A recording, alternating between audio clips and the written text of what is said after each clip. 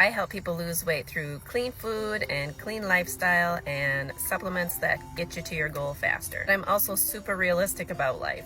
There are times in life that it's actually pretty easy to be disciplined and stick to a plan. For many of you and me, December is not it. There's food everywhere that's not on the clean eating plan. So many reasons to celebrate and so many people to celebrate with. Let's talk about a couple things that you can do that are easy, that you can stay on track with even though it's December.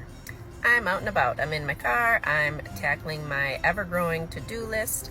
One thing that I never do is leave the house without some water. Never leave without it, and you don't get to go back home until that water's gone. And don't forget about electrolytes. If I have done any kind of sweating, so if I've done a workout or done the sauna, I also put a little sprinkle of sea salt in my water bottle. Your body's gonna feel way worse after all that celebrating in December if you're starting off dehydrated.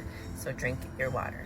And if you want to make a plan for after Christmas about what to do to clean up your act, I am happy to help, so just reach out through the link or through my website. I have a super hands-on 6-week program with lots of accountability, or if you want to do it on your own, I have that option too.